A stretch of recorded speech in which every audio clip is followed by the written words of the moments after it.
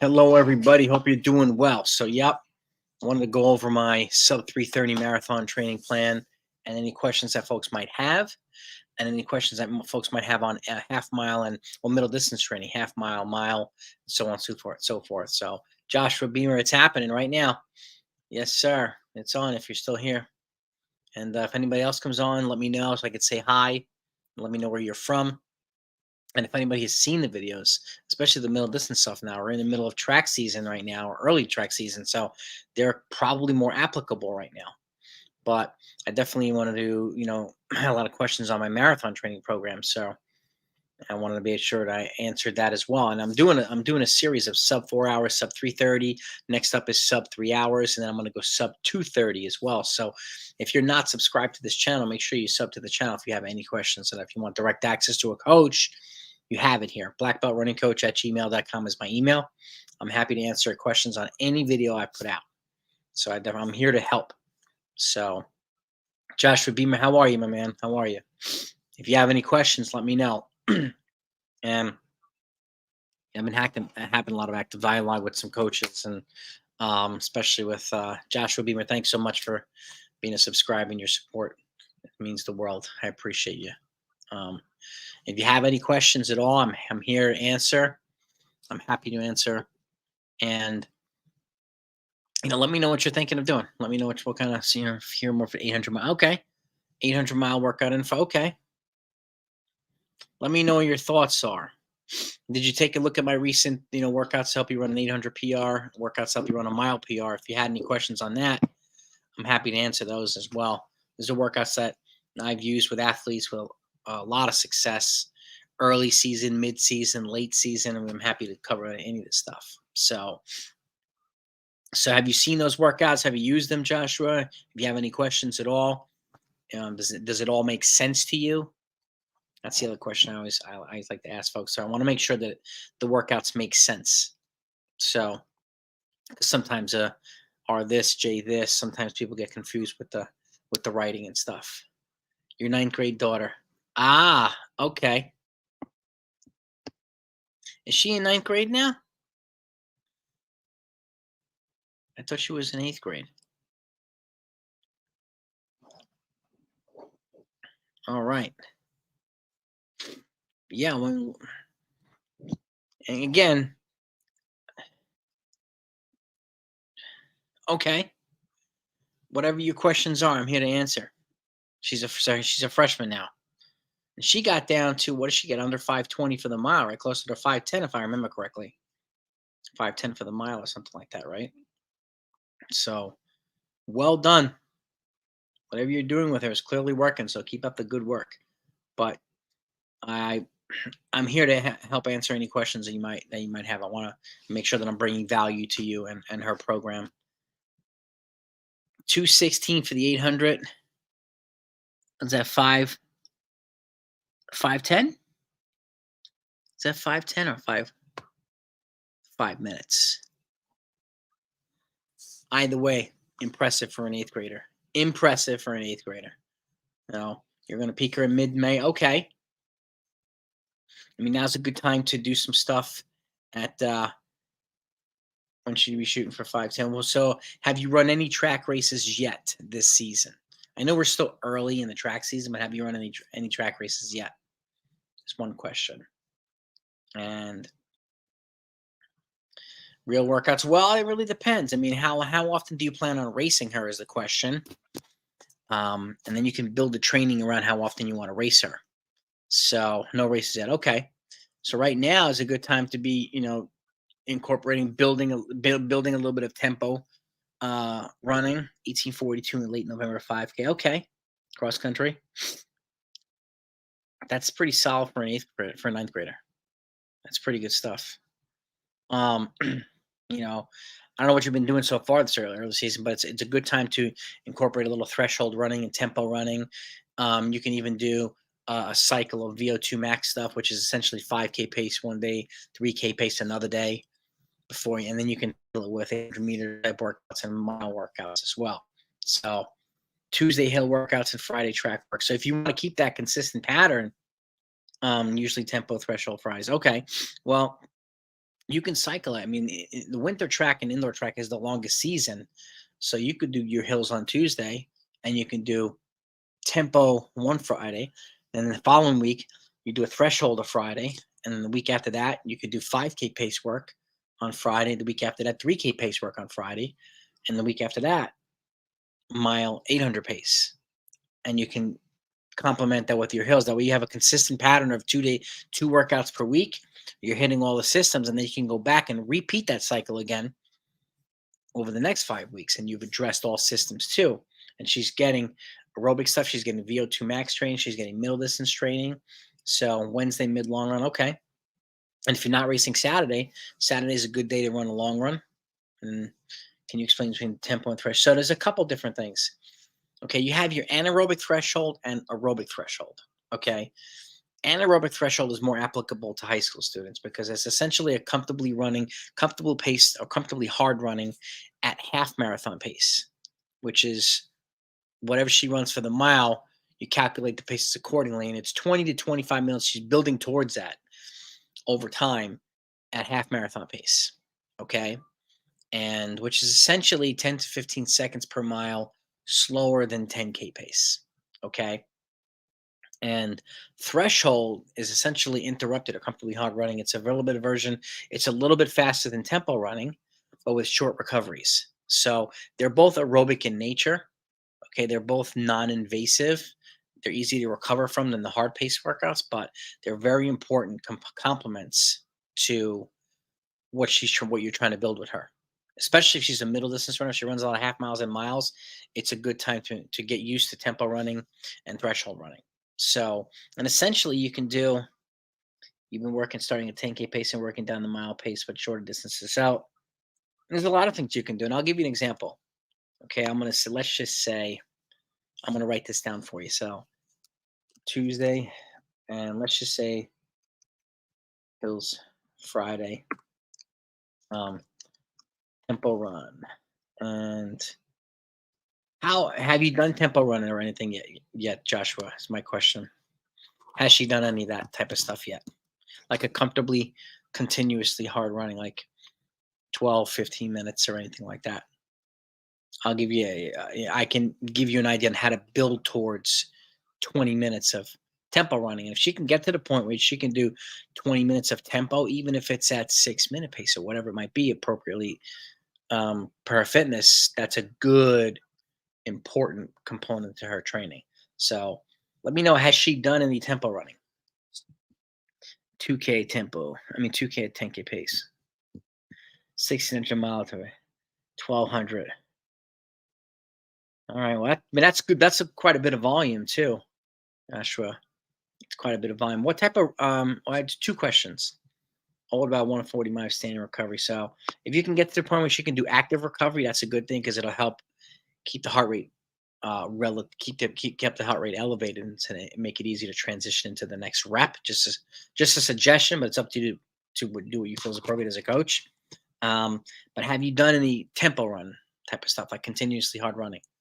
Like even 2 miles, have you done like a 2 mile continuous tempo run? Um, that's definitely a good. Again, I can tell you now. Actually, I can calculate this for you.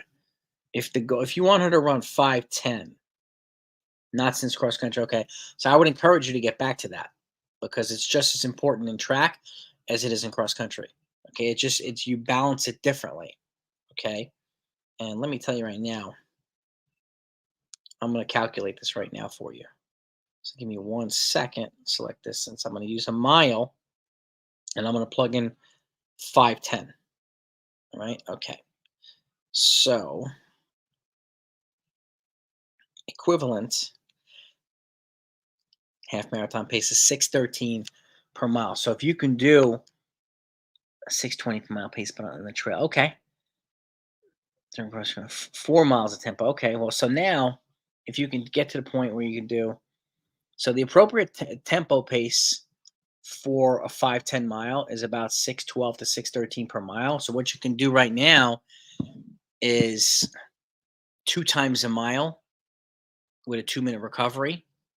Okay, at this pace, 6:10, 6:12 to 6:13, And then the next time you do it, you try to combine the 2 miles together. Okay, so you're going from essentially 12 minutes of broken into pieces to 12 minutes of consecutive running. Okay, so this is a way of building back towards 20 minutes with the appropriate pace a little bit easier. Okay, but 6:20 pace is a good. That's good if you're doing it on the trail. Okay, um, I'll plug this in here. Josh, I'm going to put this on the screen. So this is essentially one, right? And then two, let's just say threshold 800s times 5 with a 1 minute recovery.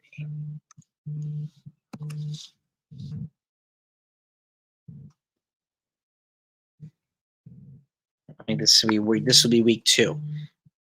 This is a way of progressing from the tempos while still maintaining the hills on Tuesday, right? Josh, I mean, double threshold. No need for her to be doing double thresholds and stuff like that right now. That's a much more advanced training component. So it's not applicable to her right now. So I wouldn't even, if you can get it to the point where she gets to here, where she's doing a continuous tempo and then some threshold stuff, this is a good way to make it applicable for her. And then once she gets to be much more advanced, much more experienced, and much more developed aerobically and physically, then that's something to consider. Okay. Yeah, I mean, lots of tempo, a little doing. VO2 max is applicable, but again, she doesn't need to do a ton of VO2 max. Okay. And let me put this here. So if you can get to the point over time where you can do 3 miles worth of VO2 max at 2 mile pace. Okay. Example 600 meter to 800 meter reps.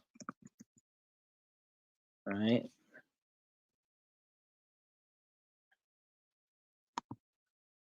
Here's a little bit here. You can do 3 miles worth of VO2 max at 2 mile pace. Again, building towards that over time. Example like 600, 800 meter reps. So, well, this, yeah, and it's definitely a valid concern about when to add the hard or fast stuff. Well, you can infuse that, but as you start to get more later into the season when races become more important, then you can prioritize it a little differently. You can start to add more race paces. So let's just say it's a 12-week season, or no, let's just say a 16-week season, right? I usually break it up into 3 pieces: weeks 1 through 6, weeks 7 through 12, weeks 13 through 16. So weeks 1 through 6, I generally do this type of stuff: tempo and threshold, and I incorporate it with hills or some other things. And then the next 6-week cycle, I start to phase in some more race pace stuff with the tempo and threshold. So it's at this transition into the middle of the season when the races get more intense. And then the last part of the season, I'm doing race pace or slightly faster than the race pace, so that they're not doing too much of anything at one point in time, but they're also having enough time to adapt to a certain training stimuli so that it puts them in a position to run her best when it counts the most. You don't really need her running super fast early in the season and then have her pretty much worn out or dead at the end of the season. That's kind of productive. So this is a way of doing it so that she'll run her best during the biggest races, if that makes sense. So she's got pretty good foot speed. 60 seconds for her. She's got good leg speed. We're not really training for it, so that's good. I mean, you're building speeds through strength. That's a good thing, Joshua. That's a really good thing. So, but let's say again, if you do 3 miles worth of VO2 max at 2 mile pace, that's a good thing. If you can get to the point where you're doing 2 miles worth of work at mile pace, let's just say example 300s or 400s or even 500s or 600s, right? With the appropriate recovery, that's a good thing. That's a good thing too. Okay, this is a little bit more specific, but the other part of VO2 max is you can get to the point where you're doing 4 miles, building towards 4 miles worth of VO2 max at 5K pace, sample 800s, 1K reps 1200, stuff like that. Again, a 5K pace with the appropriate rest. That's another thing that's a good too. So this is a way of phasing it into the training appropriately. And again, building towards, let me turn the light on here and get some more light.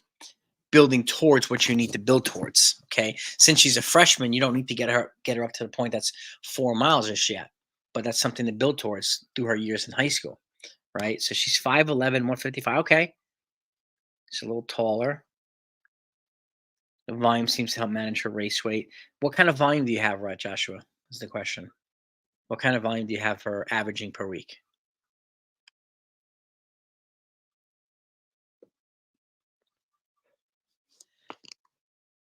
Let me know.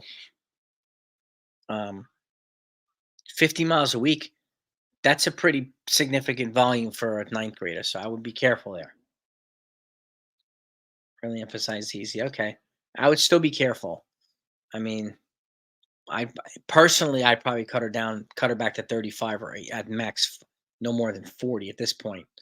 That's 50 miles is can be aggressive for a ninth grader. So just be careful, especially if she's still developing. She's going to be undergoing puberty and stuff like that. It's important to build it in the core appropriately. And she's been running, yeah, but that's good. She's been running since 7, but now it's high school. The training is going to be more intense, so she's going to be undergoing physical changes to her body. So it's important to factor these things in. So thank goodness no injuries. That's good. Does she train on some? Does she have a lot of soft surfaces where she can train on? It's a good question too. It's important if you have access to softer surfaces whenever you can. I definitely encourage you to take advantage of that. Um, you know, all soft except track. Oh, that's good. Makes running 50 easier, right? But 50 miles is definitely aggressive mileage for a ninth grade. But again, that doesn't necessarily. She might be different. This is where the individualized component of training comes into play, right? So it's important to factor that in. Rolling hills, indoor trails, unless the weather is poor. Okay, that's good. That's really good. Rolling hills and trails. That's good training environment, Joshua. That's really good. Um, and she's recovering. Tuesday, Friday is definitely a good way to cycle in workouts because you have 2 days of recovery in between. And even after Friday, you can go long on Saturday and take off if you need to on Sunday. Even if you take off every other Sunday or whatnot, you can still do that and then come back and you have a couple of days before the next workout again. You can go easy Monday and the workout again on Tuesday. So I like the Tuesday, Friday cycle of the workouts. It's a good way to do it. In the past, we reduced mileage significantly. Performance is plummeted. Well, this is the thing too, Josh. I'm glad you brought this up. You don't necessarily need to reduce mileage significantly, and this is where this is why I talk about periodization, right? As you go up, you go up, and then you need time to adapt. And same thing applies when you go down too.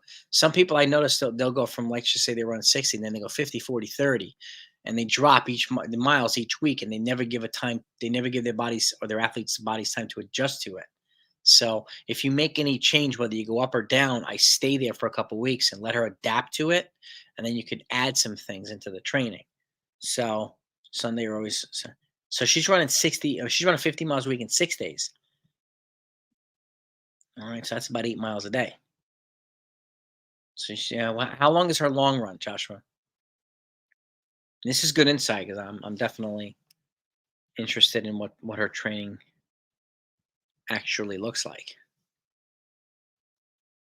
Oh, but she's running well based on you got her running well. 12ish. Woof. Okay.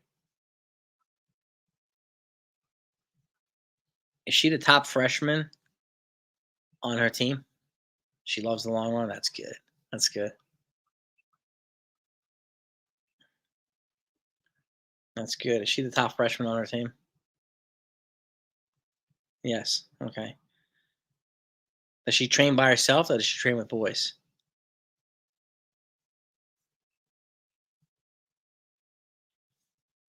Um, top girl. Okay. Yeah, that's good. Boys are a little too fast. So okay. So she's working her way up towards them. All right. Understood. Girls are too slow. So she's right. She's right essentially in that middle. Um, which is I get it. I get it. So I mean um at this point I would encourage you to do and let me see if I could write this down here for you. Actually, do me a favor, Joshua, if you don't mind. I'm gonna make sure. Hold on. So I think you emailed me. One second. I'm gonna check.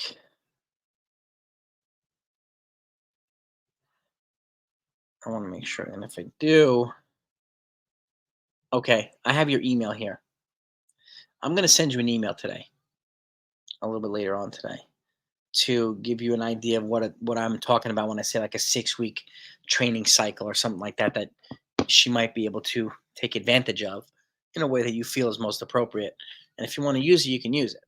So, but it'll address all her training needs in this cycle, and it's a repeatable cycle. So she can go back and do it again. You can make any modifications you need, but it'll put her in position to take advantage of the aerobic stuff and the anaerobic stuff. So, um, hard anaerobic workouts as appropriate, Joshua. So, um, on an island, but for now, until 3, 4 weeks out, should we stay away from more? I wouldn't add any volume, Joshua. There's no need to add any volume right now. Um, yeah, I mean, I personally would not add volume, but that's just me. But stay away from more anaerobic. You don't need to necessarily stay away from hard anaerobic workouts. I think it's important to plug them in where appropriate. And I'll send you an email today, and I'll highlight where the anaerobic and the hard. No, it's all good, Joshua. It's all good to plug in to the training as well. And how often do you, Joshua? How often do you plan on racing her? My pleasure, Joshua. I'll send it to you today. I will send it to you. I'll work on it a little bit and I'll send it to you today.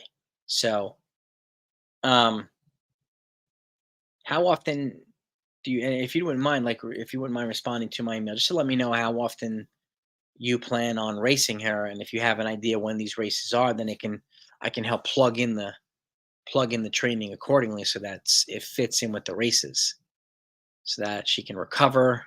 The school has way too many competitions. Yeah, I mean, this is unfortunately a lot of the high schools, and I see a lot of high schools that race the middle distance kid way too much, and it doesn't leave enough time for training and development for the athletes. So people are doing dual meets on Tuesdays and Wednesdays, and they're racing again on Saturdays, and they're running multiple events in a meet. So it's counterproductive to uh, top athletes. So, and this is where if you have enough kids on the team, I would race certain kids on Tuesdays or Wednesdays or whatever, and certain kids on the weekends. I would not be racing them twice a week every week. So, has 15 meets scheduled. That's a lot of meets, Joshua. 15 meets in the indoor season. That's a lot of meets. No, no more than once every 2 weeks. That's a good. This is a good. Um, if you can do that, I would do it. And again, with her, she seems to be she's definitely a unique talent. So I would definitely want to protect her development. And this is a good way to do it, racing every 2 to 3 weeks. So, and that, just to be more specific, is it 15 meets for the rest of the year until May or 15 weeks for the indoor season? 15 for outdoors. Cool. Doesn't do it. Okay. 15 meets for outdoors in like 8 or 10 weeks. That's a lot of, okay. So your school doesn't do indoors. Okay. So now's a good time to take advantage of this type of stuff. I'll give you exactly what you can take advantage of in the indoor season over the next, 2 months or so to put her in a good position to run well in the outdoor season. So 15 meets starting February 7th, mid May. Okay. It's still a lot of racing. All right. But I mean, I'll send you something today, Joshua, and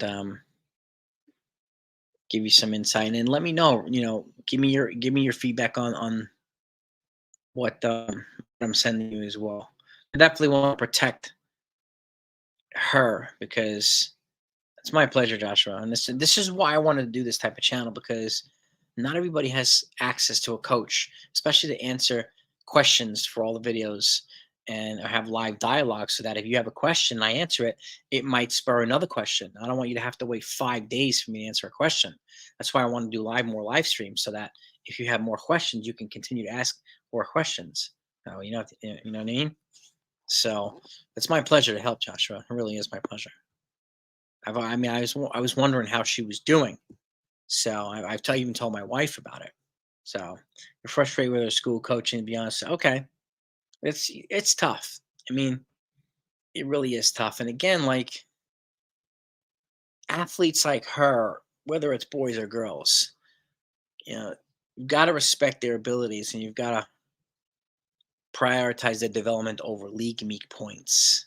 I've had this issue as well, where I had a conflict with one of the coaches who wanted me to just race the kids all the time, and I said, if you have kids that are, in my just my opinion and experience, but like if you have kids who could qualify for Penn relays or nationals or potentially get a scholarship, we've got to protect their development. Okay, so and it's more important than running scoring points at a dual meet. You know what I mean? So, and that's just my opinion. Some other people don't agree, and that's fine as well. But for athletes that have a special talent, it's important to protect their progress and their development and keep that in mind when developing them. So I am totally understand your frustration about a lot of the meets and a lot of the coaching behind that. So yeah, racing kids into shape. See, that's I mean, you can race them out of shape too, and this is the problem. Like when they race too much and they train not enough, you could be missing important parts of training that could make them better athletes. Because at the end of the day, if she's running 800 a mile, we want her to be strong enough to run a 2 mile if that happen if she needs to do that, even across country. We want to have that balance of strength and speed. So usually 1500 3 came around the past couple of years. Really appreciate it. Oh, it's multi-pace pincer bowls. I mean, I learned that from guys like Marcus O'Sullivan and some other folks. Like they're proponents of this stuff. And I've been fortunate to learn from some of the great coaches. And this is definitely something that I've utilized as a coach and an athlete. And it's important to and what that does to the multi-pace training cycle is allows kids and athletes, no matter what age, or male or female, to hit every component of the development system, whether it's anaerobic, anaerobic, and you'll get a good idea of what they might be best suited for, and then you can tailor their training accordingly. So I'm glad that you've found some benefit from the training. That's good. No, I get it. I mean, even if you did every other week, Joshua, like if you incorporated a workout. This is a workout that I just put out too. I'm going to write this down for you. Um, this is a progression of 3 workouts. Okay, so 200 meters, rest, 60. At, okay, I'm writing this down here. Okay, this is one workout. It doesn't look like a lot. It's 2 sets of 3 times 200 with a minute recovery after the rep and 4 minutes in between the set. But how do you progress from there? Well, then from there you go to 6 straight at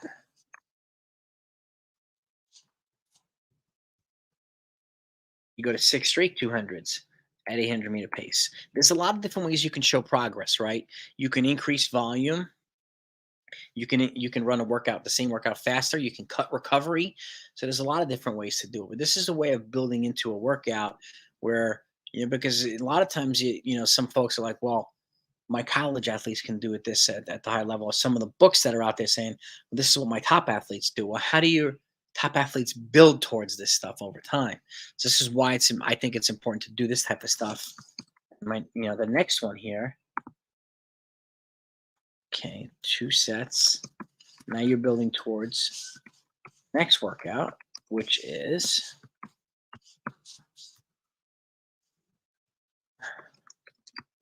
now from six straight 200s. Now you're doing 8 of them, but in 2 sets, right? 2 sets of 4 by 200s, and then you can progress towards And this is a great way of helping to improve our 800 over time without neglecting the other events. So, I mean, I would definitely emphasize keeping, and I'll stress this in the email to you today. I would definitely take advantage of tempo and threshold reps, and you can even infuse them with stuff like this. You can infuse them with hills one week. You can infuse them with this type of stuff on the alternate week.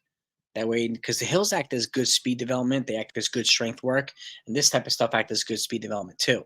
So a lot of them, if you're figuring out a good balance between these workouts for your athletes, for your daughter, um, you'll notice some improvements.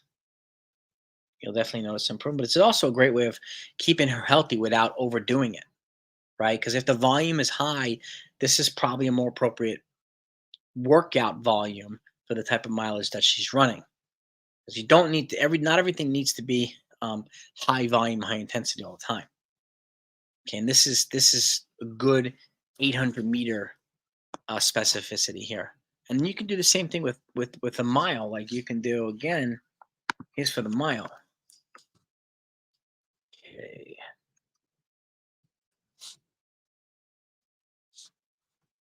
I'm writing this down for you.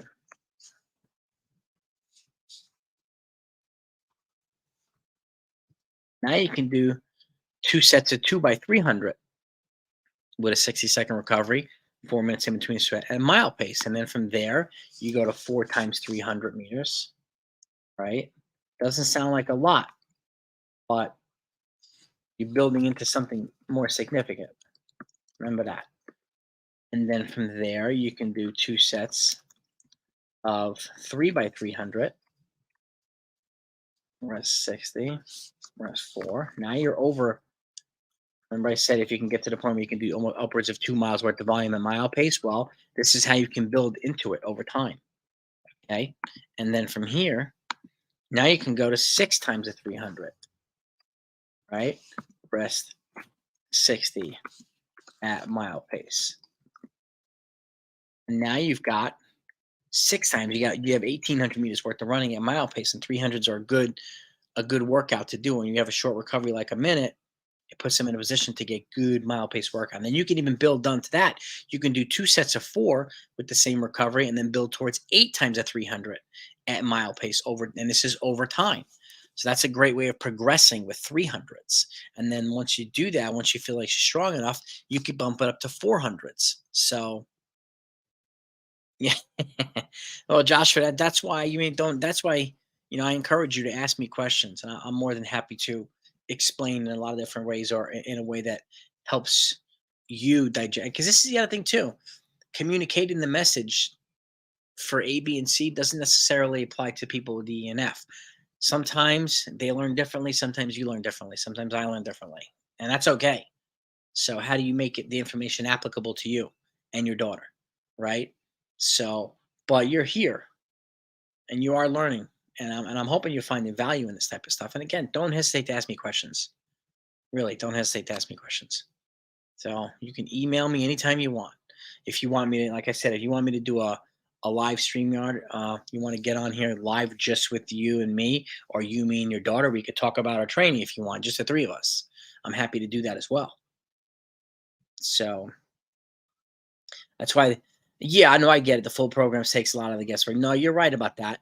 But with the full programs too, it's important to leave room to modify stuff, right? Because she might run a huge PR, and you might need to give a couple extra days for recovery. You might miss a workout, and so on and so forth. So these are the types of things you factor in. Like you'll notice, okay, she's strong at the longer distance stuff, but she might be a little behind in the speed stuff. So this is where you leave a little bit of room to modify the training as you need, as you see fit.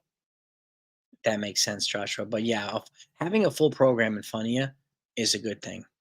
So, and just so you know, I'm publishing 3 books this year, and one's going to be cross country, one's going to be track for all events, the other one's going to be road racing, and it's going to be the most detailed, comprehensive book you can think of, and everything we talk about on my videos is going to be in them, and then some. So, and it's going to be applicable to coaches, athletes, parents who want to understand better It's not only going to be applicable to the coaches who have an exercise physiology background. It doesn't make a difference. I want the regular people like ourselves to be able to understand this stuff. So maximizing. Well, this is the good thing too. She's still growing, Joshua. So, over time, she'll develop and you'll figure out what works for her. And this is why I say this is where coaching with the eye comes into play. And this is where taking notes comes into play. At the very least, her workouts. And then you can write down what worked, what didn't work. Did she speed up during this workout? Did she slow down in this workout? When did she slow down? When did she speed up? Or was it an even workout? That gives you data. And it gives you can go back and look and say, okay, I need to modify this type of workout. She's not ready for the longer reps. It might be more appropriate to do shorter reps and build towards the longer stuff. So I definitely encourage folks to take notes in workouts so that they can go back and look and refer. And, that gives you a lot of data. Pursuit of perfection to be the plan.